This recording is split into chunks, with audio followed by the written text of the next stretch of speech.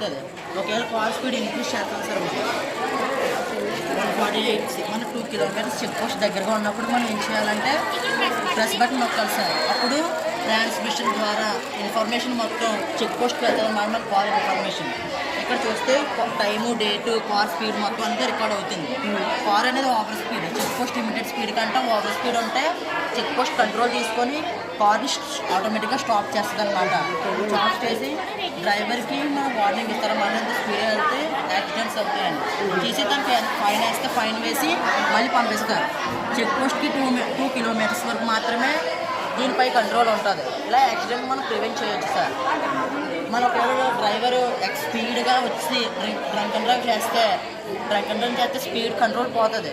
Check post 2 kilometres దగ్గరికి వచ్చినప్పుడు over స్పీడ్గా వస్తానని చెప్పి డ్రైవర్ ప్రమేయం లేకుండానే కార్ స్పీడ్ అయిపోతుంది, స్టాప్ అయిపోతుంది. ఇందులో ఉన్న సిస్టమ్